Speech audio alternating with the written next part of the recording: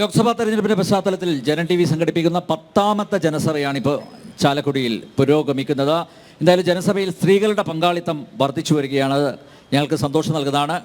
അടുത്ത ചോദ്യം ഒരു സ്ത്രീ തന്നെ ആവട്ടെ, പ്ലീസ്. എൻ്റെ പേര് സൂസി സുനിൽ. എനിക്ക് അഡ്വക്കേറ്റ് സുമേഷിൻ്റെ അടുത്താണ് ചോദിക്കാനുള്ളത്. പ്രൊഫസർ രവീന്ദ്രനാഥ് ഏറ്റവും നല്ലൊരു വിദ്യാഭ്യാസ മന്ത്രിയായിരുന്നു എന്ന് പറഞ്ഞു. എന്നിട്ട് എൻ്റെ ആ മന്ത്രിയുടെ കാലത്ത് തന്നെ പൊതുവിദ്യാഭ്യാസം ഉന്നത വിദ്യാഭ്യാസം എന്നും പറഞ്ഞ് 2 മന്ത്രിസഭ ഉണ്ടായത്, 2 മന്ത്രിമാരുണ്ടായത്. കഴിവുള്ള മന്ത്രിയാണെങ്കിൽ ഒരു മന്ത്രി ആയിരുന്നുള്ളൂ അതിക്ക് മുന്നൊക്കെ. രണ്ടാമത്തെ ചോദ്യം BJPയുടെ നേതാവിൻ്റെ അടുത്ത്. മണിപ്പൂരിലെ വനിതകൾക്ക് സമാധാനമായിട്ട് ഒന്ന് പുറത്തിറങ്ങാനുള്ളൊരു അന്തരീക്ഷം ഉണ്ടാക്കാൻ നരേന്ദ്രമോദി സർക്കാരിന് സാധിച്ചിട്ടുണ്ടോ? ഇനി പ്രിയമുള്ള വോട്ടർമാരോട് പറയാനുള്ളത്, 2ാം സ്വാതന്ത്ര്യ സമരമാണ് നമ്മൾ നേരിട്ടുകൊണ്ടിരിക്കുന്നത്. ജനാധിപത്യവും അതോടൊപ്പം തന്നെ മതേതരത്വവും ഇല്ലായ്മ ചെയ്യുന്ന, കശാപ്പ് ചെയ്യുന്ന ഒരു ജനവിധിയാണ് നമ്മൾ നേരിടുന്നത്. ജനാധിപത്യ ഇന്ത്യക്ക് വേണ്ടിയും മതേതരത്വ ഇന്ത്യക്ക് വേണ്ടിയും ഇന്ത്യൻ നാഷണൽ കോൺഗ്രസിനെ വിജയിപ്പിക്കണമെന്നാണ് പറയാനുള്ളത്. യെസ്, ആദ്യം മറുപടി. എന്നോട് ചോദിച്ച ചോദ്യം ഇതാണ്: എന്തുകൊണ്ട് പൊതുവിദ്യാഭ്യാസം ഉന്നത വിദ്യാഭ്യാസം മാറ്റിയത്? പ്രിയപ്പെട്ട സൂസിയേച്ചി അറിയേണ്ടത്, കഴിഞ്ഞ മന്ത്രിസഭയിൽ മാത്രമല്ല ഈ മന്ത്രിസഭയിലും 2 വകുപ്പാണ്. അത് ഭരണത്തിൻ്റെ നയപരമായ വേഗത കൂട്ടുന്നതിന് വേണ്ടിയാണ്. അന്ന് KT ജലീലും പ്രൊഫസർ C രവീന്ദ്രനാഥ് ആണെങ്കിൽ ഇന്ന് പ്രൊഫസർ R ബിന്ദുവും ഒപ്പം V ശിവൻകുട്ടിയുമാണ്. അപ്പോൾ പൊതുവിദ്യാഭ്യാസം ഉന്നത വിദ്യാഭ്യാസം രണ്ടും വളരെ പ്രധാനപ്പെട്ടതാണ്. അതുകൊണ്ടാണ് അത് മാറ്റിയത് എന്നതാണ് ഏറ്റവും പ്രധാനപ്പെട്ടത്. രണ്ടാമത്തെ അവസാനത്തത്, മതനിരപേക്ഷത സംരക്ഷിക്കാൻ, മതേതരത്വം സംരക്ഷിക്കാൻ കോൺഗ്രസിനെ ജയിപ്പിക്കണമെന്നത് ഈ നൂറ്റാണ്ടിലെ ഏറ്റവും വലിയ തമാശയായി അത് മാറും എന്നതാണ് എനിക്ക് പറയാനുള്ളത്.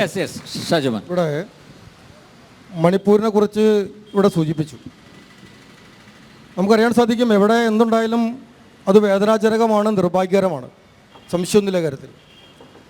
പക്ഷെ മണിപ്പൂരിൽ നമുക്കറിയാം 2 ഗോത്രവർഗ്ഗങ്ങൾ തമ്മിലുണ്ടായ സംഘർഷം.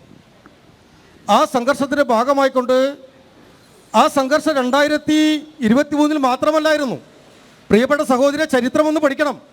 1993 1997 1.5 വർഷക്കാലം നീണ്ടു നിൽക്കുന്ന മണിപ്പൂർ കലാപം ഉണ്ടായിരുന്നു. ആ ചരിത്രം കൂടി ഒന്ന് പഠിക്കാൻ തയ്യാറാവണം. മറ്റൊന്ന്, വണ്ടിപ്പെരിയാർ 5 വയസ്സുകാരിയായിട്ടുള്ള ഒരു പെൺകുട്ടി, പട്ടികജാതി പെൺകുട്ടിയെ അതിക്രൂരമായി ബലാത്സംഗം ചെയ്ത് കെട്ടിത്തൂക്കിയ സംഭവം ഉണ്ടായി. ഒരാളുടെയും വികാരം വ്രണപ്പെട്ടില്ലല്ലോ, ആരും മെഴുകുതിരിയായിട്ട് വന്നില്ലല്ലോ, ആരും പടം വരയ്ക്കാൻ വന്നില്ലല്ലോ. അങ്ങ് വാളയാറ് 2 പിഞ്ചു പൈതങ്ങളെ ക്രൂരമായി ബലാത്സംഗം ചെയ്ത് കൊന്നു കെട്ടിത്തൂക്കിയ സംഭവം ഉണ്ടായി. ഒരു വനിതാ സാമൂഹിക സാംസ്കാരിക നായകന്മാരും ഒരു വാക്ക് പോലും ഉണ്ടാകാൻ തയ്യാറായില്ല, ഒരു പ്രതികരിക്കാൻ തയ്യാറായില്ല. ഉത്തരേന്ത്യയിൽ മാത്രം നോക്കി നിൽക്കുന്ന വടക്ക് നോക്കി യന്ത്രങ്ങളായിക്കൊണ്ട് മാറിക്കഴിഞ്ഞിരിക്കുക. കേരളത്തിൽ നിങ്ങൾ മനസ്സിലാക്കണം, ഈ രാജ്യത്ത് വനിതകൾക്ക് നേരെ ഏറ്റവും അധികം പീഡനങ്ങള്, അതിക്രമങ്ങള് നടക്കുന്ന സംസ്ഥാനമാണ് കേരളം. ഇത് BJP പറഞ്ഞതല്ല, ദേശീയ പട്ടികജാതി കമ്മീഷൻ ബഹുമാനപ്പെട്ട രാഷ്ട്രപതിക്ക് നൽകിയ റിപ്പോർട്ട്, ആ റിപ്പോർട്ടിലുണ്ട്. ഞാൻ ചോദിച്ചോട്ടെ, ഇവിടെ ആംബുലൻസിൽ കോവിഡ് സമയത്ത് ആംബുലൻസിൽ ഒരു യുവതിയെ പീഡിപ്പിച്ചില്ലേ? ഇവിടെ എത്ര യുവതികൾക്ക് നേരെ അതിക്രമം നടക്കുന്നു, പീഡനം നടക്കുന്നു. നമ്മൾ പത്രം തുറന്നു നോക്കിയാൽ, മാധ്യമങ്ങൾ തുറന്നു നോക്കിയാൽ ഈ കേരളത്തിലെ സ്ത്രീകൾക്ക്, വിദ്യാർത്ഥികൾക്ക്, കുട്ടികൾക്ക് നേരെ അതിക്രമങ്ങൾ വർദ്ധിച്ചുകൊണ്ടിരിക്കുക. ഒരു മാനസിക വിഷമമില്ല. മണിപ്പൂർ നടക്കുന്ന രണ്ട് വിഭാഗങ്ങൾ, ഗോത്ര വിഭാഗങ്ങൾ, ആ വിഭാഗങ്ങൾ തമ്മിലുള്ള ആ സംഘർഷം ഇപ്പോഴേ കണ്ടുള്ളൂ. ഞാൻ നേരത്തെ സൂചിപ്പിച്ചു, 93 അതുപോലെ 97 നടന്ന കലാപ സംഘർഷങ്ങൾ, അതിനെക്കുറിച്ചൊന്നും പറയാൻ ഒരാളുടെ നാവ് വന്നില്ല. ഇപ്പൊ എന്താ, നരേന്ദ്രമോദി കരിവാരിത്തേക്കണം, അമിത്ഷാ കരിവാരിത്തേക്കണം, ഇപ്പൊ പ്രധാനമന്ത്രി പോയില്ല എന്ന്. ഞാൻ ചോദിച്ചോട്ടെ, ഇത്രയും കലാപം നേരത്തെ സൂചിപ്പിച്ചു, മണിപ്പൂർ കലാപം നടന്നു, ഇതിക്ക് മുൻപ് നടന്നു. ഏതെങ്കിലും ആഭ്യന്തരമന്ത്രിമാർ പോയോ? ഏതെങ്കിലും പ്രധാനമന്ത്രിമാർ പോയോ? ഡൽഹിയിലെ സിഖുകാരെ കൂട്ടക്കൊല ചെയ്തു, ഒരു പ്രധാനമന്ത്രി പോയോ? ആഭ്യന്തരമന്ത്രി പോയോ? ഇവിടെ ആഭ്യന്തരമന്ത്രി ആ ദുരിതബാധിതരുടെ അടുത്തേക്ക് പോയല്ലോ, അവർക്ക് സ്വാതന്ത്ര്യമേകിയല്ലോ, അവർക്ക് വേണ്ടുന്ന കാര്യങ്ങൾ പരിഹാരം ഉണ്ടാക്കാൻ വേണ്ടി 2 കൂട്ടരെയും ഒരുമിച്ച് മേശയ്ക്ക് ചുറ്റുമിരുത്തി ചർച്ച ചെയ്ത് പരിഹാരം കണ്ടല്ലോ. വർഗീയതയാണ് കാണിക്കുന്നത്. ഈ രാജ്യത്തെ വർഗീയമായ മുതലെടുപ്പ് നടത്തുന്നു, ഭിന്നിപ്പ് നടത്തുന്നു. ആ കോൺഗ്രസിന് കുടിതന്ത്രമുണ്ടല്ലോ, ആ കുടിതന്ത്രമാണ് ആ കോൺഗ്രസ് പ്രവർത്തക ഇപ്പോൾ ചോദിച്ചത്. യെസ് ഓക്കെ, അടുത്ത ചോദ്യത്തിലേക്ക് പോവാം പ്ലീസ്. ചോദ്യം. എൻ്റെ പേര് ലാൽ എന്നാണ്. ഞാൻ ഈ 3 മുന്നണികളോടും കൂടിയിട്ടാണ് ഒരു ചോദ്യം ചോദിക്കുന്നത്. അപ്പോൾ ആദ്യം തന്നെ BJPയുടെ പ്രതിനിധിയോടാണ് എൻ്റെ ചോദ്യം. ഇപ്പോൾ കഴിഞ്ഞ ദിവസം, ഇതിന് കുറേ നാൾ മുമ്പ് LDF ഒരു കേന്ദ്ര അവഗണനയ്ക്കെതിരെ ഒരു മനുഷ്യച്ചങ്ങലയൊക്കെ നടത്തുകയുണ്ടായി. അതിനുശേഷം കുറച്ച് ദിവസങ്ങൾക്ക് ശേഷം തന്നെ നമ്മുടെ മന്ത്രിയായിട്ടുള്ള മുഹമ്മദ് റിയാസ് പ്രധാനമന്ത്രിയെ നന്ദി പറയുകയും അതുപോലെ തന്നെ നിതിൻ ഗഡ്കരിക്കെല്ലാം നന്ദി പറഞ്ഞുകൊണ്ട് നരേന്ദ്രമോദിയെ ഞങ്ങൾ കാത്തിരിക്കുകയാണ് നിങ്ങളോട് സംസാരിക്കാൻ എന്ന് പറയുകയും ചെയ്തിട്ടുണ്ട്. അപ്പോൾ ഒട്ടനവധിയായിട്ടുള്ള വികസനങ്ങൾ ഈ നരേന്ദ്രമോദി അതിനായിട്ടുള്ള നമ്മുടെ പ്രധാനമന്ത്രി നടത്തിയിട്ടുണ്ട്. അത് കേരളത്തിൽ എവിടെയും എത്തപ്പെട്ടിട്ടില്ല, അറിയപ്പെട്ടിട്ടില്ല. അപ്പോൾ അതിനു വേണ്ടിയിട്ട് നമ്മുടെ പ്രധാനമന്ത്രി ആവാസ് യോജന ഭവന പദ്ധതി പ്രകാരം എത്ര വീടുകൾ കേരളത്തിൽ നേടി, അതുപോലെ തന്നെ നമ്മുടെ ഇന്ത്യൻ റെയിൽവേക്ക് വേണ്ടി എത്ര പ്രൊജക്റ്റുകൾ നൽകി, ദേശീയപാതയുടെ കാര്യം അതെല്ലാം ഒന്ന് പറഞ്ഞാൽ കൊള്ളായിരുന്നു. അതുപോലെ തന്നെ നമ്മുടെ ഇപ്പോഴത്തെ സ്ഥാനാർത്ഥിയായിട്ടുള്ള ശ്രീ രവീന്ദ്രനാഥിനെ കുറിച്ച് ചോദിച്ചു. ഇവിടുത്തെ ആ സമയത്ത് ഒരു വിദ്യാർത്ഥിയായിരുന്നു. ആ വിദ്യാർത്ഥിയായിരിക്കുന്നതുകൊണ്ട് തന്നെ ഞാൻ പറയാം, നമ്മുടെ കേരളത്തിലെ വിദ്യാഭ്യാസ സമ്പ്രദായത്തെ മുഴുവൻ തച്ചു തകർത്തത് ആ ഒരു വിദ്യാഭ്യാസ മന്ത്രിയും KT ജലീലും കൂടിയാണ്. അത് സംശയമുണ്ടെങ്കിൽ ആ സമയത്ത് സെക്രട്ടേറിയറ്റിന്റെ അവിടെ ഗാദർ കമ്മിറ്റി റിപ്പോർട്ടിന്റെ പ്രകാരം സമരം നടന്നു. ഒട്ടനവധിയായിട്ടുള്ള വിദ്യാർത്ഥികൾ ജയിലിൽ പോയ ഒരു സംഭവം ഉണ്ടായിരുന്നു. അതൊക്കെ എടുത്ത് പരിശോധിച്ച് നോക്കിയാൽ അത് പറ്റും. പിന്നെ അതുപോലെ തന്നെ താങ്കൾ പറഞ്ഞൊരു സംഭവമാണ് ജനാധിപത്യത്തെക്കുറിച്ച്. ജനാധിപത്യം ഇപ്പൊ ന്യായ സംഹിതയൊക്കെ വന്നപ്പോൾ ജനാധിപത്യത്തെക്കുറിച്ച് പറഞ്ഞു. ആ ജനാധിപത്യമൊക്കെ കേരളത്തിൽ പിണറായി സർക്കാർ വന്നപ്പോൾ തന്നെ നഷ്ടപ്പെട്ടതാ. ഒരു സമരം ചെയ്യാൻ സാധിക്കില്ല, അപ്പൊ തന്നെ സുരക്ഷാ സേവകർ വരും. അതുപോലെ തന്നെ മൈക്ക് ഓഫായ മൈക്ക് ഉൾപ്പെടെ സ്റ്റേഷനിലേക്ക് പിടിച്ചിട്ട് പോകുന്ന, അതുപോലെ ജനാധിപത്യത്തെ കശാപ്പ് ചെയ്തിട്ടുള്ള എന്നും CPM-കാരാണ്. അതുപോലെ തന്നെ മതേതരത്വത്തെ കുറിച്ച് പറയുമ്പോൾ അതാണ് എനിക്ക് UDF-നോട് പറയാനുള്ളത്. കഴിഞ്ഞ ദിവസത്തെ നമ്മുടെ നിങ്ങളുടെ പ്രധാനമന്ത്രി സ്ഥാനാർത്ഥിയായിട്ടുള്ള രാഹുൽ ഗാന്ധിയുടെ പ്രസംഗം ഒന്ന് കേൾക്കണം. ഹിന്ദുവിനെതിരെയാണ് ഞങ്ങൾ പ്രവർത്തിക്കുന്നത്, ഹിന്ദുവിനെതിരെയാണ് ഞങ്ങൾ സമരം ചെയ്യുന്നത് എന്ന് പറഞ്ഞു. അപ്പൊ അത് ഏത് തരത്തിലുള്ള മതേതരത്വമാണ് എന്ന് താങ്കൾ പറയാനായിട്ട് താങ്കൾ ബാധ്യസ്ഥനാണ്. അതുപോലെ തന്നെ ഇത്രയും PSC വിദ്യാർത്ഥികൾ, മണിപ്പൂരിന്റെ കാര്യമൊക്കെ പറഞ്ഞപ്പോ PSC വിദ്യാർത്ഥികൾ ഇത്ര വർഷങ്ങൾ ഇപ്പൊ കുറെ നാളുകളായിട്ട് അവിടെ സമരം ചെയ്യുന്നു. ആ സമര സ്ഥലത്തേക്ക് ഇന്നവരെ ഒരാളും പോയില്ല. പിന്നെ പൂക്കോട് നടന്ന വിദ്യാർത്ഥിയുടെ മരണത്തില് ആ ഇന്ത്യയിലെ ഏറ്റവും കൂടുതൽ PSC അപ്പോയിന്റ്മെന്റ് സംസ്ഥാനം എന്ന് പറഞ്ഞ സുഹൃത്ത് അപ്പോയിന്റ്മെന്റ് നടന്നല്ല, അത്രയും ഒഴിവുകൾ ഇവിടെ ഉണ്ടോ, തസ്തികളിൽ ഒഴിവുണ്ടോ, അപ്പൊ അവിടെ ആക്കണോ? അപ്പൊ ഇത്രയും അധികം വരുന്ന ഇവർക്ക് അപ്പൊ ഇവര് പരീക്ഷ ചെയ്ത് വെറുതെയാണോ? ഇവര് ലിസ്റ്റ് വന്ന് വെറുതെയാണോ? തസ്തികൾ ഉണ്ടെങ്കിൽ അവിടെ ആദ്യം എത്ര വീടുകൾ പണിതു കൊടുത്തു കേരളത്തിൽ? വളരെ കാര്യമാത്ര പ്രസക്തമായ ചോദ്യമാണ്. കാരണം ഇന്നത്തെ കാലഘട്ടത്തിൽ നമുക്കറിയാം, കേരളത്തിൽ നിന്ന് ചെറുപ്പക്കാര് വിദ്യാർത്ഥികൾ കേരളത്തിൽ നിന്ന് മാറിക്കൊണ്ടിരിക്കുക. കാരണം അവർക്ക് ജീവിക്കാൻ പറ്റുന്ന സാഹചര്യമാണ് കേരളത്തിലുള്ളത്. അപ്പം അതുകൊണ്ട് അദ്ദേഹത്തിൻ്റെ ചോദ്യം വളരെ പ്രസക്തമായ ചോദ്യമാണ്. റോഡുകൾ നമുക്കറിയാം, ഈ നാടിൻ്റെ വികസനം നരേന്ദ്രമോദിയുടെ ഗവൺമെൻറ് അധികാരത്തിൽ വന്നതിന് ശേഷം 160 കിലോമീറ്റർ ദേശീയപാത, ആ ദേശീയപാത നിർമ്മിച്ചു എന്ന് കാണാൻ സാധിക്കും. നമുക്കറിയാം 65,000 കോടി രൂപ 65,000 കോടി രൂപയാണ് കേരളത്തിന് വേണ്ടി നരേന്ദ്രമോദിയുടെ ഗവൺമെൻറ് അനുവദിച്ചത്. നിങ്ങൾ മനസ്സിലാക്കണം, 2014 മുൻപ് 1811 കോടി രൂപയാണ് ഈ രാജ്യത്ത് അനുവദിക്കപ്പെട്ടത്. ആ സമയത്താണ് 65,000 കോടി രൂപ നരേന്ദ്രമോദി സർക്കാർ ഈ കേരളത്തിലെ റോഡ് വികസനത്തിന് വേണ്ടി ചെലവഴിച്ചത്. അതുപോലെ തന്നെ നമുക്ക് അറിയാൻ സാധിക്കും, കേരളത്തിലെ PWD റോഡുകൾ, ആ റോഡുകൾക്ക് വേണ്ടി 506 കോടി രൂപയാണ് നരേന്ദ്രമോദി സർക്കാർ കേരളത്തിൽ അനുവദിച്ചത്. അതുപോലെ സ്മാർട്ട് റോഡുകൾ, ആ സ്മാർട്ട് റോഡുകൾക്ക് വേണ്ടി 427 കോടി രൂപ മോദി സർക്കാർ അനുവദിച്ചു. അതുപോലെ നമുക്ക് അറിയാൻ സാധിക്കും, റെയിൽവേ വികസനം മുമ്പെങ്ങുമില്ലാത്ത തരത്തിൽ 55,000 കോടി രൂപയാണ് റെയിൽവേ വികസനത്തിന് വേണ്ടി കേരളത്തിന് നരേന്ദ്രമോദി അനുവദിച്ചത്. അതുപോലെ 1957 കോടി രൂപ കൊച്ചി മെട്രോയുടെ വികസനത്തിന് വേണ്ടി നരേന്ദ്രമോദി സർക്കാർ അനുവദിച്ചത് കാണാൻ സാധിക്കും. രണ്ടാമത്തെ ഉത്തരം നമുക്കറിയാം, വീട്. പ്രധാനമന്ത്രിയുടെ സ്വപ്ന പദ്ധതിയായിരുന്നു വീട്, പ്രധാനമന്ത്രി ആവാസ് യോജന. ആ ആവാസ് യോജന പദ്ധതി പ്രകാരം നമുക്കറിയാൻ സാധിക്കും, നഗരങ്ങൾ, ആ നഗരങ്ങളിൽ നമുക്കറിയാം കേരളത്തിലെ 1,06,661 വീട് അനുവദിച്ചു. അതിൽ 1,06,572 വീട് പൂർത്തീകരിച്ചു. 1,884 കോടി 69 ലക്ഷം രൂപ കേന്ദ്ര സർക്കാർ അതിനുവേണ്ടി കേരളത്തിലേക്ക് അനുവദിച്ചു എന്ന് കാണാൻ സാധിക്കും. പ്രധാനമന്ത്രി ആവാസ് യോജന ഗ്രാമീണ തലത്തിലേക്ക് നമുക്കറിയാൻ സാധിക്കും 21,933 വീട് അനുവദിച്ചു, 19,850 വീടുകൾ പൂർത്തീകരിച്ചു, 422 കോടി 51 ലക്ഷം രൂപയാണ് പ്രധാനമന്ത്രിയുടെ ആവാസ് യോജനയ്ക്ക് വേണ്ടിയിട്ട് നരേന്ദ്രമോദി സർക്കാർ ഈ കേരളത്തിന് വേണ്ടി ചിലവഴിച്ചത്, തന്നത്, അനുവദിച്ചത് എന്ന് പറയാൻ ആഗ്രഹിക്കുക. ഓക്കെ സുമേഷ്. ഇവിടെ പ്രിയപ്പെട്ട ഷാജുമോൻ വട്ടേക്കാട് സംസാരിച്ചപ്പോൾ എന്നോട് ചോദിച്ചൊരു ചോദ്യമുണ്ട്. ഈ കേരളത്തിലെ സ്ത്രീകളുടെ പ്രശ്നം എല്ലാവർക്കും വലിയ പ്രശ്നങ്ങൾ നേരിടുന്നു. അദ്ദേഹം SC/ST കമ്മീഷൻ റിപ്പോർട്ട് പറഞ്ഞു. ഞാൻ ഏറ്റവും അവസാനം നടന്ന പാർലമെന്റ് സെഷൻ മുമ്പാകെ വെച്ചൊരു കണക്ക് പറയാം. ദേശീയ ക്രൈം ബ്യൂറോയുടെ റിപ്പോർട്ടാണ്. ആ റിപ്പോർട്ടിൽ പറയുന്നത് ഇന്ത്യയിൽ ഓരോ 28 മിനിറ്റിലും ഒരു സ്ത്രീ ആക്രമിക്കപ്പെടുന്നുണ്ട്. ഓരോ 48 മിനിറ്റിലും ഇന്ത്യയിൽ ഒരു സ്ത്രീ ബലാത്സംഗത്തിന് വിധേയമാകുന്നുണ്ട്.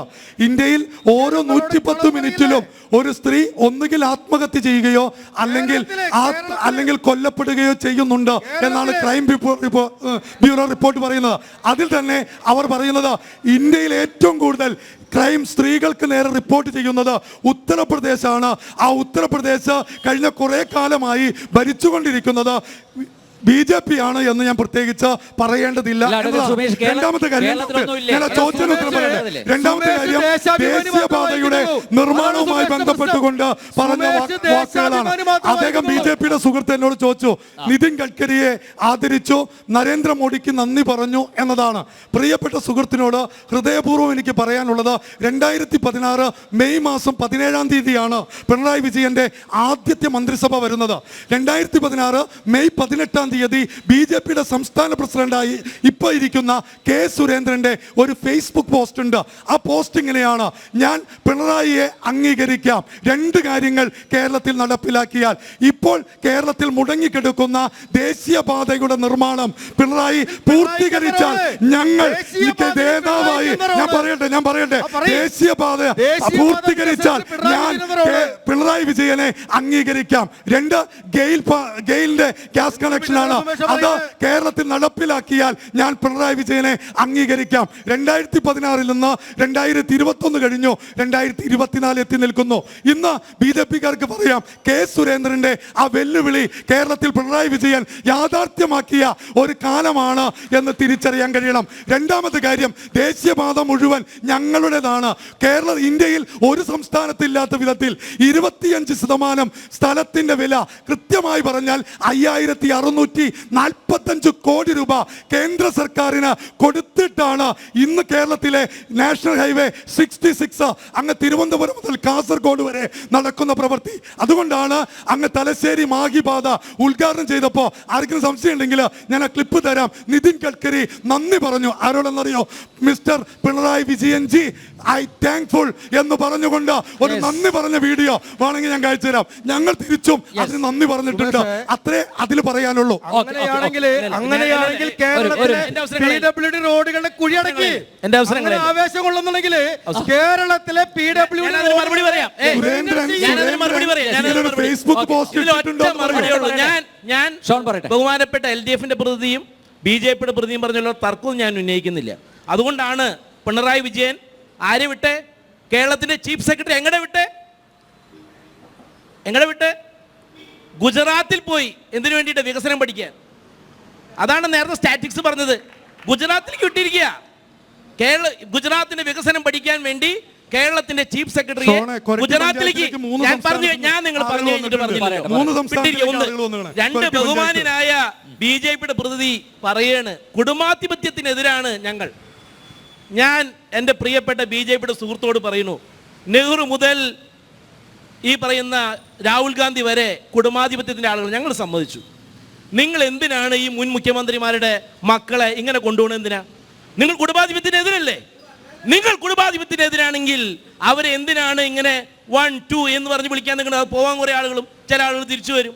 ഞാൻ പറഞ്ഞു വന്നത്, ഒരു വശത്ത് കുടുംബാധിപത്യത്തിനെതിരായി നിങ്ങൾ പോരാട്ടം നടത്തും, മറുവശത്ത് ഇവരുടെ എല്ലാം മക്കളെ പിടിച്ചുകൊണ്ടുപോയി 4 വോട്ട് കിട്ടുമെന്ന് നോക്കും. ആ 4 വോട്ട് കിട്ടില്ല എന്ന് കേരളത്തിൽ തെളിയിക്കാനാണ് ഈ തൃശ്ശൂരിൽ സുരേഷ് ഗോപിയെ നിങ്ങൾ രംഗത്തിറക്കിയാൽ K. കരുണാകരന്റെ ഓമനപുത്രൻ K. മുരളീധരനെ ഈ രാഷ്ട്രീയ അംഗത്തിലേക്ക് ഞങ്ങൾ പറഞ്ഞു വിടുന്നത്. അവിടെ ഐക്യ ജനാധിപത്യം ജയിക്കും, കോൺഗ്രസ് അധികാരത്തിൽ വരും. ഞാൻ രണ്ടാമത്തെ കാര്യം പറയാൻ നിങ്ങൾ എനിക്ക് അനുവദിക്കണം. ഒറ്റ കാര്യമുള്ളൂ. വികസനത്തിന്റെ കാര്യം പറഞ്ഞിങ്ങനെ ഞെളിഞ്ഞ് BJPക്കാരൻ നിൽക്കുമ്പോൾ ഓർക്കണം, ദാ വന്നിട്ടുണ്ട്. എന്താ? ബോണ്ട്. ഇലക്ട്രോ ബോണ്ട് എത്ര കോടിയാ? 16,000 കോടി രൂപ ഇലക്ട്രിക് ബോണ്ട് വരുമ്പോൾ കോൺഗ്രസിനും കിട്ടിയിട്ടുണ്ട്. 8,000 കോടി രൂപ കോൺഗ്രസിനും. ബി.ജെ.പിയുടെ നേതാവ് ബി.ജെ.പി കൈപ്പറ്റിയെന്ന് പുറത്തേക്ക് വന്നു. PM കെയർ 12,622 കോടി രൂപയാണ്.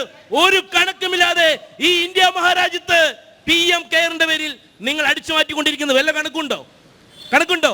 വികസനത്തിന്റെ പേര് പറഞ്ഞ് ഹൈവേയുടെ കാര്യം പറയുമ്പോൾ ഓർക്കണം, ഈ ഇന്ത്യയിൽ ഏറ്റവും കൂടുതൽ പണിയെടുക്കുന്ന ഹൈവേ കമ്പനിയുടെ പേരെന്താ? മേഘ എഞ്ചിനീയറിംഗ് കൺസ്ട്രക്ഷൻ.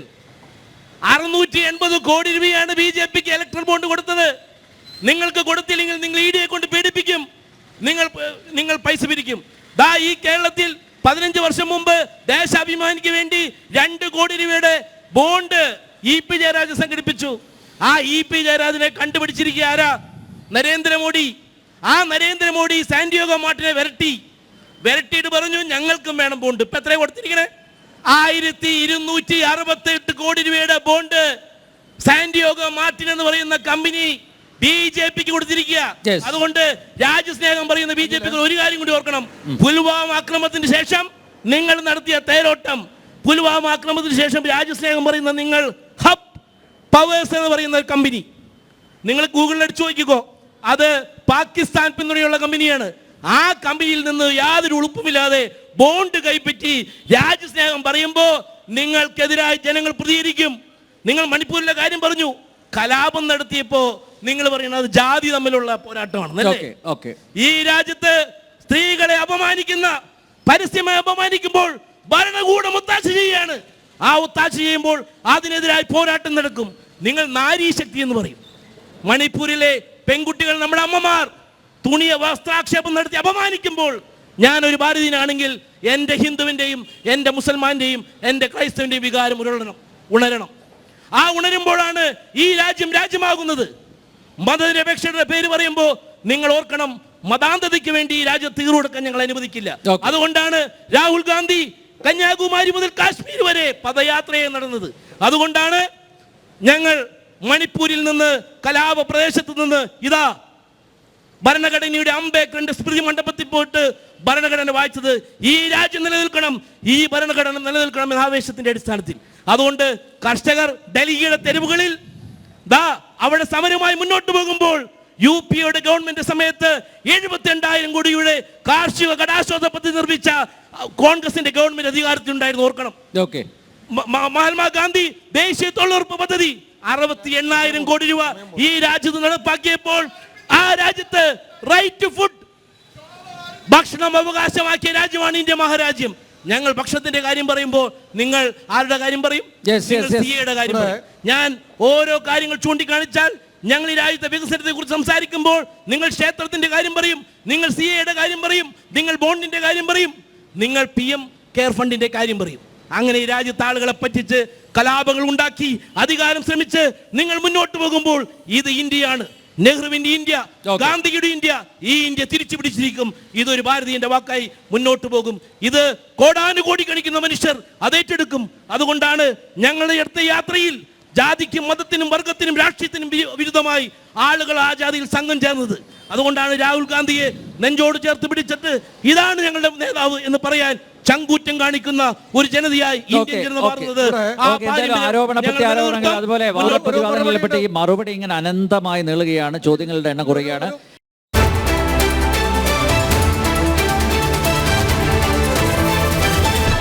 യെസ്, ചാലക്കുടിയിലെ ജനസഭ തുടരുന്നു. ഇനി 15 മിനിറ്റ് മാത്രമേ ശേഷിക്കുന്നുള്ളൂ. ചോദ്യങ്ങളിലേക്ക് ചോദിക്കാം. പെട്ടെന്ന് ആരാ ചോദിക്കുക? ഓക്കെ, എനിക്ക് ബഹുമാനപ്പെട്ട പല്ലിശ്ശേരിയോടാണ് എനിക്ക് ചോദിക്കാനുള്ളത്. എൻ്റെ പ്രിയ സുഹൃത്തും കൂടിയാണ്. ഗാന്ധി പിറന്ന മണ്ണ് സംരക്ഷിക്കും എന്ന് എൻ്റെ ബഹുമാനപ്പെട്ട സുഹൃത്ത് പറഞ്ഞിരുന്നു. ഈ ഗാന്ധി പിറന്ന മണ്ണിൽ നിന്ന് ബഹുമാനപ്പെട്ട നമ്മുടെ രാഹുൽ ഗാന്ധി വയനാട്ടിൽ വന്ന് മത്സരിക്കുന്നതിൻ്റെ അതിൻ്റെ ഒരു പൊരുൾ പറഞ്ഞാൽ നന്നായിരുന്നു. പോരെ? ഒരു ചോദ്യം, ഒരു മിനിറ്റും കൂടി. ബഹുമാനപ്പെട്ട ഷാജ്മോഹൻ വട്ടേക്കാടിനോടാണ്. നമ്മുടെ BJP ഗവൺമെൻറ് അധികാരത്തിൽ വന്നാൽ 50 രൂപയ്ക്ക് പെട്രോൾ തരാമെന്ന് പറഞ്ഞിരുന്നു. 2 കോടി തൊഴിലവസരങ്ങൾ തരാമെന്നും ബഹുമാനപ്പെട്ട BJP ഗവൺമെൻറ് അധികാരത്തിൽ വന്ന് പറഞ്ഞിരുന്നു. നോട്ട് നിരോധനത്തിൻ്റെ അതുകൊണ്ട് നമുക്ക് എന്താ ഗുണമുണ്ടായി എന്നും കൂടി പറഞ്ഞു തന്നാൽ കൊള്ളാമായിരുന്നു. പോരെ പോരെ ചോദ്യം 250 രൂപയ്ക്ക് കൂടുതൽ ചോദ്യങ്ങളായി കഴിഞ്ഞാൽ മറുപടി ഇങ്ങനെ നീണ്ടുപോകും. ആ കട്ടാക്കല്ല കേട്ടോ പറഞ്ഞോ. പ്രിയ സുഹൃത്തെ, 15 ലക്ഷം രൂപ അക്കൗണ്ടിൽ ഇട്ട് തരാൻ നിങ്ങൾ പറഞ്ഞിരുന്നു. അതിനെ കുറിച്ച് ഇതൊക്കെ ഒന്ന് പഴയ വിശദീകരിക്കാൻ ശരി ശരി ഓക്കെ. അല്ല, പഴയതായാലും രാഹുൽ ഗാന്ധി പുതിയതായാലും എന്തുകൊണ്ട് വയനാട് മത്സരിക്കുന്നു? പഴയതായാലും രാഹുൽ പുതിയതായാലും ഗാന്ധി പറയേണ്ട എന്തുകൊണ്ട് കാര്യങ്ങൾ വയനാട് പറയും. പറയേണ്ട കാര്യങ്ങൾ രാഹുൽ പറയും. ഗാന്ധി- മൈക്കക്കോടെ തന്നെ പറയൂ കേട്ടോ. രാഹുൽ ഗാന്ധി, നിങ്ങൾ തമ്മിൽ തർക്കം വേണ്ട, നമുക്ക് പരിഹരിക്കാം. രാഹുൽ ഗാന്ധി വയനാട് മത്സരിച്ചു, അമേഠിയിൽ മത്സരിച്ചു. അദ്ദേഹം ഒരു സ്ഥലത്ത് പരാജയപ്പെട്ടു, ഒരു സ്ഥലത്ത് വിജയിച്ചു. ഇന്ത്യ മഹാരാജ്യത്ത് എവിടെ മത്സരിക്കാനുള്ള അധികാരവും അതാത് പ്രദേശത്തിലുള്ള അല്ലെങ്കിൽ ആ ഇന്ത്യ മഹാരാജ്യത്തിലുള്ള പൗരനുണ്ട്. അത് പ്രകാരം അയാൾ മത്സരിച്ചു. അതുകൊണ്ട് ആ മത്സരം തുടരും. ജനാധിപത്യം നിലനിൽക്കാൻ വേണ്ടി ഇന്ത്യയിൽ മുന്നോട്ട് പോകും. യാതൊരു തർക്കവും വേണ്ട. അത് ജാതിയുടെ പ്രദേശത്തിന്റെയോ വംശത്തിന്റെ പ്രദേശത്തെയോ ഭാഷയുടെ പ്രദേശത്തെയോ ഒന്നും വേണ്ട. ഒരു മനുഷ്യന് എവിടെ വേണമെങ്കിലും മത്സരിക്കാൻ തീർച്ചയായും. ഞാൻ പറഞ്ഞു എവിടെ മത്സരിക്കണമെന്ന്. ജാതി പറയുന്നത്, മതം പറയുന്നത്, ഭക്ഷണം പറയുന്നത് ആരാ? ജാതിയുടെ പേര് പറഞ്ഞ ആളുകളെ രണ്ടായി തിരിക്കുന്ന എവിടെയാ? മതത്തിന്റെ പേര് പറഞ്ഞ ആളുകളെ തിരിക്കുന്ന എവിടെയാ? ഭാഷയുടെ പേര് പറഞ്ഞ് തിരിക്കുന്ന എവിടെയാ? ഭക്ഷണത്തിന്റെ കാര്യം പറഞ്ഞ ആളുകളെ രണ്ടായി തിരിക്കുന്ന എവിടെയാ? അങ്ങനെ വേർതിരിവൊന്നും ഇന്ത്യ മഹാരാജ്യത്ത് വേണ്ട. ഈ ഇന്ത്യ മഹാരാജ്യം ഭാരതീയന്റെ ആണ്. അതുകൊണ്ട് ഭാരതീയൻ എവിടെ മത്സരിക്കാൻ കഴിയുന്നുവോ അവിടെ മത്സരിക്കും. ഈ ജനാധിപത്യ പോരാട്ടം മുന്നോട്ട് പോകും. അതുകൊണ്ട് ഞങ്ങൾ ഈ ജനാധിപത്യ പോരാട്ടത്തിന് മുൻപന്തിയിൽ നിൽക്കും. രണ്ട് കാര്യത്തിന് മറുപടി പറയാം. നേരത്തെ ഒരു കാര്യം പറഞ്ഞ് നേരത്തെ ഒരു ചോദ്യം ചോദിച്ചിരുന്നു. ഇലക്ട്രൽ ബോണ്ട് സംബന്ധിച്ച് നമുക്ക് അറിയാൻ സാധിക്കും. പണം കൊടുക്കുന്ന ആളുടെ അക്കൗണ്ടിൽ നിന്ന് എങ്ങോട്ടാണ് പണം പോയത്, പണം കിട്ടിയ ആളുടെ അക്കൗണ്ടിൽ കൃത്യമായിട്ട് അതിന് കണക്കുണ്ടാവും. അപ്പോൾ അതിനെക്കുറിച്ച് കോൺഗ്രസ് ആശങ്കപ്പെടേണ്ട. ഇവിടെ CMR കർത്താവിൻ്റെ ഡയറിയിൽ PV, VD, PK, PV ഇവരൊക്കെ എത്ര മേടിച്ചു എന്നുള്ള കണക്ക് നിങ്ങൾ വെളിപ്പെടുത്തിയാൽ മതി. മറ്റൊന്ന്, ഇവിടെ നേരത്തെ സൂചിപ്പിച്ചു പെട്രോളിന് 50 രൂപയാക്കാമെന്ന് BJP ഒട്ടും പറഞ്ഞിട്ടില്ല. പിന്നെ ചേട്ടന് ഹിന്ദി മനസ്സിലാക്കാൻ സാധിച്ചിട്ടില്ല. അത് ചേട്ടൻ ദേശാഭിമാനി വായിക്കുന്നുണ്ടായിരിക്കും. അതുകൊണ്ടാണ് 15 ലക്ഷം എന്ന് പറഞ്ഞിട്ടുള്ളത്. BJP അങ്ങനെ പറഞ്ഞിട്ടില്ല, ഞങ്ങളുടെ പ്രകടന പത്രിക പറഞ്ഞിട്ടില്ല, മോഡി പറഞ്ഞിട്ടില്ല. അത് ചേട്ടന് പ്രിയപ്പെട്ട സുഹൃത്തെ സുരേന്ദ്രനും പറഞ്ഞിട്ടില്ല, മുരളീധരനും പറഞ്ഞിട്ടില്ല, BJPയുടെ ആരും പറഞ്ഞിട്ടില്ല. വീഡിയോ എടുത്ത് ചോദ്യം. ഹലോ, എൻ്റെ പേര് ഡോക്ടർ ഗിൽബർട്ട്. ഞാൻ ചാലക്കുടി മുനിസിപ്പാലിറ്റിയുടെ അണ്ടറിലുള്ള BR പുരം ഹെൽത്ത് സെൻ്ററിലെ മെഡിക്കൽ ഓഫീസറാണ്. അപ്പോൾ എനിക്ക് ചോദിക്കാനുള്ളത്, ഞങ്ങളുടെ മെഡിക്കൽ ഫീൽഡിലുള്ള ഒരു ആശങ്കയാണ്. ഞാൻ ഡോക്ടറാണല്ലോ. സാധാരണ എല്ലാവരുടെയും ഒരു എക്സ്പെക്റ്റേഷൻ ഡോക്ടർമാർക്ക് നല്ലൊരു സാലറിയാണ്, മുന്നോട്ട് പോകാൻ എളുപ്പമാണെന്നൊക്കെയാണ് എല്ലാവരും വിചാരിച്ചിരിക്കുന്നത്. എൻ്റെ സാലറി നിങ്ങൾ കേൾക്കുകയാണെന്നുണ്ടെങ്കിൽ എനിക്ക് 46,000 രൂപയാണ് സാലറി. ടാക്സ് പോകെ 42,000 എനിക്കുള്ളൂ. ഞാൻ ഏകദേശം 9 വർഷമായിട്ട് കേരളത്തിൽ പല സ്ഥലങ്ങളിലായിട്ട് വർക്ക് ചെയ്യുന്നുണ്ട്. അപ്പോൾ ഈ 42,000 വെച്ച് ഞാൻ എങ്ങനെ എൻ്റെ കുടുംബം പുലർത്തും? എൻ്റെ അമ്മയപ്പനും മരിച്ചിരിക്കുകയാണ്. ഞാനാണ് എൻ്റെ കുടുംബം നോക്കുന്നത്. ഞാൻ, എൻ്റെ ഭാര്യ, എൻ്റെ ഒരു സഹോദരനുണ്ട്. അപ്പോൾ സാലറി കൂട്ടണം എന്നാണോ പറയുന്നത്? സാലറി കൂട്ടുന്നതിന് വേണ്ടിയിട്ടുള്ള ഒരു കാര്യം ഞാൻ, അതിലിപ്പോൾ എന്താ നഷ്ടം? പറയട്ടെ. അതെ.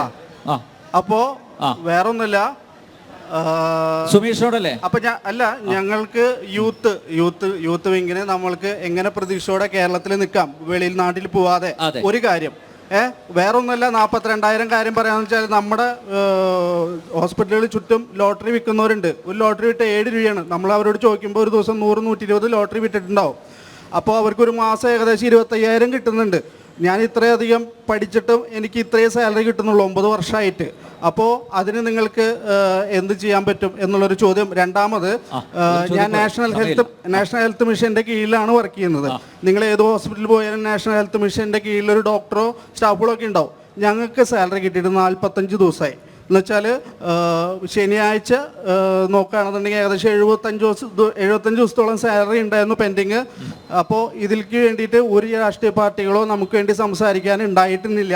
പക്ഷേ നമ്മൾ പ്രഷർ ജോലി ചെയ്യില്ല എന്ന് കഠിനമായിട്ട് പറയുകയും ചെയ്യുകയും അതിൻ്റെ ഭാഗമായിട്ട് നമുക്ക് ഒരു മാസത്തെ സാലറി ജനുവരി മാസത്തെ 2024 പറഞ്ഞിട്ട് നമുക്ക് 3 മാസത്തെ സാലറി കിട്ടിയിട്ടുണ്ടായിരുന്നില്ല. ഈ ശനിയാഴ്ചയാണ് സാലറി കിട്ടിയത്. അപ്പോൾ ഇത് നിങ്ങൾ അറിഞ്ഞിട്ടുണ്ടാവുമെന്ന് എനിക്കറിയില്ല. അപ്പോൾ ഈ 2 കാര്യങ്ങളാണ് എനിക്ക് പറയാനുള്ളത്. കേരളത്തിലെ യുവാക്കൾ ഹതാശരാണ്. അത് പുറത്തു പോകണമെന്നാണ് ചോദിക്കുന്നത്. 2 പ്രധാനപ്പെട്ട ചോദ്യമാണ്. ഒരു ചോദ്യം BJPയോട് ആയിരിക്കും ഞാൻ പ്രതീക്ഷിക്കുന്നു. NRHMന്റെ പൈസ കിട്ടാത്തത് എന്തുകൊണ്ട്? NRHMന്റെ പൈസ national rural health mission central government ആണ്. ഇവിടെ കേരളത്തിൽ 4 ദിവസം ശമ്പളം വൈകി എന്ന് പറഞ്ഞപ്പോൾ പത്രമാധ്യമങ്ങൾ വലിയ കോലാഹലം ഉണ്ടാക്കി. നാഷണൽ റൂറൽ ഹെൽത്ത് മിഷന്റെ ഈ കേരളത്തിനകത്ത് ജീവനക്കാർ, കേരളത്തിൽ മാത്രമല്ല ഇന്ത്യയിൽ വ്യാപകമായി കഴിഞ്ഞ 5 മാസമായി ശമ്പളം കൊടുത്തിട്ടില്ല. നാഷണൽ ഗവൺമെൻറ്റാണ് കൊടുക്കേണ്ടത്. ഇപ്പം എങ്ങനെ കിട്ടിയെന്നറിയാലോ, ഡോക്ടർ കിട്ടും എങ്ങനെയെന്നറിയാം. സ്റ്റേറ്റ് ഗവൺമെൻറ്റിൻ്റെ പൈസയിൽ നിന്ന് കൂടുതൽ വിഹിതം കൊടുത്താണ് അവർക്ക് 3 മാസത്തെ ശമ്പളം കൊടുത്തത് എന്നതാണ് ഒന്നാമത്തെ കാര്യം. ഇതൊക്കെ ചർച്ച ചെയ്യണം, നല്ലതാണ്. രണ്ടാമത്തെ കാര്യം ഇവിടെ ചോദിച്ചത് കേരളത്തിൽ നിന്ന് ആളുകൾ പുറത്തേക്ക് പോകുന്നു എന്നതാണ്. നോക്കൂ, കേരളത്തിൽ നിന്ന് ആളുകൾ പുറത്തേക്ക് പോകുന്നത് അന്യ സംസ്ഥാനത്ത് നിന്ന് കേരളത്തിൽ വന്ന് അമ്മേ തായെ എന്ന് പറഞ്ഞ് ചോദിക്കുന്ന ചോദ്യത്തിനല്ല അപ്പുറത്തേക്ക് പോകുന്നത്. നല്ല വിദ്യാസമ്പന്നരായ ആളുകൾ, നല്ല തൊഴിൽ തേടിയാണ് കേരളത്തിൽ നിന്ന് പുറത്തേക്ക് പോകുന്നത്. ഇനി ഇന്ത്യയിൽ ഏറ്റവും കൂടുതൽ ആളുകൾ വിദേശത്തേക്ക് പോകുന്നത്, ഇന്ത്യൻ പാസ്പോർട്ട് ഉപേക്ഷിച്ച് പോകുന്നത് കേരളത്തിൽ നിന്നല്ല എന്നും കൂടി അറിയണം. അത് 1-ാം സ്ഥാനം ഗോവയ്ക്കാണ്, BJP ഭരിക്കുന്ന സംസ്ഥാനമാണ്. 2-ാം സ്ഥാനം ഗുജറാത്താണ്. ഇന്ത്യയിൽ നിന്ന് ഇന്ത്യൻ പാസ്പോർട്ട് ഉപേക്ഷിച്ച് ഏറ്റവും കൂടുതൽ ആളുകൾ പുറത്തേക്ക് പോകുന്നത് എന്നതാണ്. 4-ാം സ്ഥാനമാണ് കേരളം എന്ന് പറയുന്നത്. കേരളത്തിൽ നിന്ന് ആളുകൾ പോകാൻ വെറുതെ പോകുന്നതല്ല, അതിനുള്ള അടിസ്ഥാനപരമായ യോഗ്യതകൾ ഉണ്ടാകണം. വിദ്യാഭ്യാസം സൗജന്യവും സാർവത്രികവുമായി 1957 ശേഷം കേരളത്തിൽ നടപ്പിലാക്കിയെന്നതും, ഒപ്പം ഭൂപരിഷ്കരണ നിയമം 5 സെന്റ് ഭൂമി തൻ്റെ കയ്യിലുണ്ടെങ്കിൽ 10, 20, 30 ലക്ഷം കേരളത്തിൽ നിന്ന് വായ്പ കിട്ടാൻ ഒരു ബുദ്ധിമുട്ടില്ല. ഇതാണ് വാളയാർ കഴിഞ്ഞാൽ തമിഴ്നാട്ടിലെ സ്ഥിതി എന്ന് വിചാരിക്കരുത് കേട്ടോ. കേരളം ഈ ഭൂപരിഷ്കരണ നിയമം മൂലം നടപ്പിലാക്കിയതും സൗജന്യവും സാർവത്രികവുമായ വിദ്യാഭ്യാസം കേരളത്തിൽ നടപ്പിലാക്കിയതുമാണ് അതിൻ്റെ ഗുണം എന്ന് തിരിച്ചറിയണം. ഒരു കാര്യം കൂടി പ്രിയപ്പെട്ട ഷോൺ പെല്ലിശ്ശേരി അദ്ദേഹം പറഞ്ഞു കോൺഗ്രസിന് ഊരാക്കുടുക്കിലേക്കാക്കും എന്നാണ് എനിക്ക് തോന്നുന്നത്. അടുത്ത ആഴ്ച SBI തങ്ങൾക്ക് കിട്ടിയ ആരൊക്കെയാണ്, ഏതൊക്കെ കമ്പനിയാണ് പണം കൊടുത്തത് എന്ന് പ്രഖ്യാപിക്കാൻ പോകാണ്. ഇനി സ്വയം പ്രഖ്യാപിക്കാത്ത 2 രാഷ്ട്രീയ പാർട്ടിയുള്ളൂ, ഒന്ന് BJPയും മറ്റൊന്ന് കോൺഗ്രസുമാണ്. ഒരു കാര്യം ഞാൻ പറയട്ടെ, ഇത് ഇന്ത്യ കണ്ട ഏറ്റവും വലിയ ഇൻസ്റ്റിറ്റ്യൂഷണൽ അഴിമതിയാണ് എന്ന് ഇലക്ട്രൽ ബോണ്ട് എന്ന് തിരിച്ചറിയണം. ഒറ്റ കാര്യം പറയാനുണ്ട്. അരബിന്ദോ ഫാർമ എന്ന് പറയുന്ന ഒരു കമ്പനി ഉണ്ട്. ഇതൊക്കെ നാട്ടുകാർ കേൾക്കണം കേട്ടോ. 10/11/2022 ഈ അരബിന്ദോ ഫാർമസിയിൽ ED റെയ്ഡ് ഉണ്ടായി. കൃത്യം 5 ദിവസം കഴിഞ്ഞ് 15/11/2022 കോടിക്കണക്കിന് ഇലക്ട്രൽ ബോണ്ട് അരബിന്ദോ ഫാർമസി വാങ്ങിയോടുകൂടി അവിടുത്തെ എല്ലാ കേസും അവസാനിച്ചു. മറ്റൊന്ന് ഷിർദി സായി ഇലക്ട്രിക്കൽ എന്ന് പറയുന്ന കമ്പനി 20/12/2023 അവിടെ ED റെയ്ഡും IT റെയ്ഡും ഒരുമിച്ചുണ്ടായിരുന്നു. 11/1/2024 അവിടെ ഇലക്ട്രൽ ബോണ്ട് ഈ കമ്പനി വാങ്ങിയോടുകൂടി അവർക്കെതിരായ എല്ലാ അന്വേഷണവും അവസാനിച്ചെന്നാണ്. ഒറ്റ കാര്യം കൂടി ഞാൻ പറയട്ടെ. PM കുസും എന്ന് പറഞ്ഞിട്ട് ഈ കർഷകർക്ക് സോളാർ പാനൽ വെക്കുന്ന ഒരു പദ്ധതിയുണ്ട്. ഇന്ത്യക്കകത്ത് പ്രധാനമന്ത്രിയുടെ നേരിട്ട് കീഴിൽ നടത്തുന്ന ഒരു പദ്ധതിയാണ്.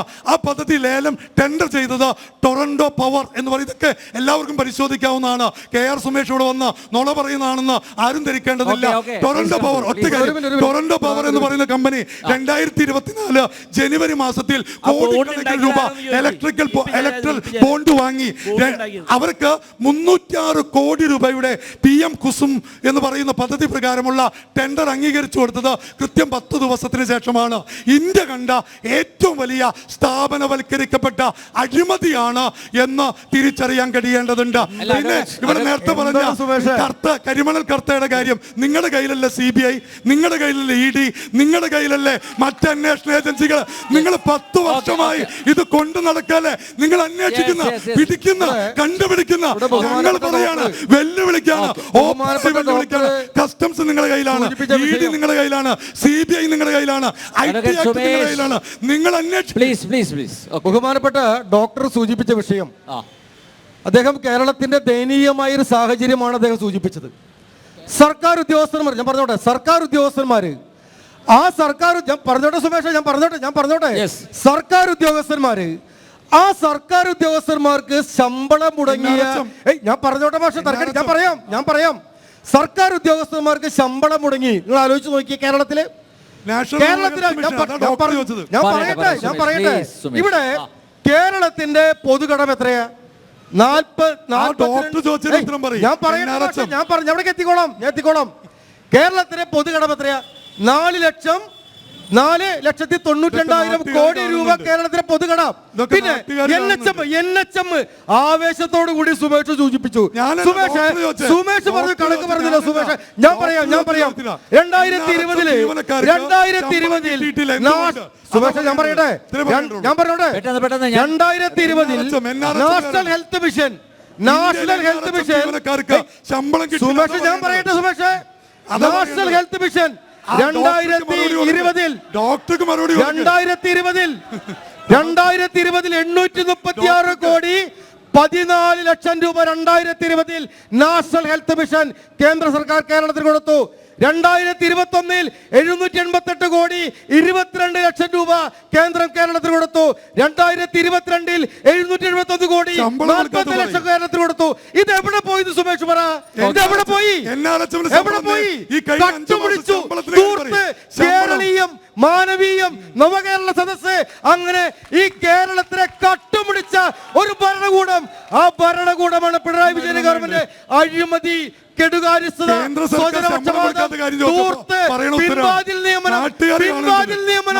സഖാക്കന്മാര് പിൻവാതിൽ നിയമനം നടത്തുന്നു. മനസ്സിലാക്കണം, കേരളത്തിലെ പൊതുമുതൽ കൊള്ളയടിക്കുക കമ്മ്യൂണിസ്റ്റ് പാർട്ടി. നിങ്ങൾ മനസ്സിലാക്കണം, ഇന്ന് കേരളത്തിലെ ഏറ്റവും സമ്പന്നമായ പാർട്ടി, ആ പാർട്ടി കമ്മ്യൂണിസ്റ്റ് മാർക്സിസ്റ്റ് പാർട്ടിയാ. CPM കോർപ്പറേറ്റ് കരുവന്നൂര് കൊള്ള, കരുവന്നൂര് പാവപ്പെട്ട കരുവന്നൂര്, ഞാൻ പറയട്ടെ, കരുവന്നൂർ 500 കോടിയാ. 500 കോടി മറുപടി പറയും. ഞാൻ രണ്ട് കാര്യം പറയുന്നുള്ളൂ. ഒരു ചർച്ചയിൽ ഞാൻ രണ്ട് കാര്യം പറയുന്നു. പ്രതിനിധികളൊന്നും എന്നോട് സഹകരിക്കുന്നില്ല. ഞാൻ ആവർത്തിച്ച് ആവശ്യപ്പെട്ടു, നിങ്ങൾ ചുരുക്കിയൊന്ന് മറുപടി പറയണം. കാരണം ചോദിച്ച ചോദ്യത്തിന് മറുപടി പറയുന്നില്ല, കാട് കയറി സംസാരിക്കുകയാണ്. പക്ഷേ എനിക്ക് ഇടവേളയിലേക്ക് ഞാൻ പിന്നെ എന്താ മനഃപൂർവ്വം ഞാൻ ഇടപെടാതെ മാറി നിൽക്കുകയായിരുന്നു. കാരണം അത് പ്രശ്നങ്ങളിലേക്ക് പോകണ്ടെന്ന് വിചാരിച്ചിട്ടാണ്. അതുകൊണ്ട് ദയവേത് സഹകരിക്കുക.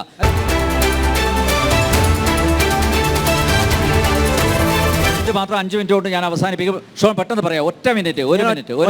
എന്താ ബോണ്ട് പറഞ്ഞു നിർത്തിയോണ്ട് ഞാൻ പറയാം.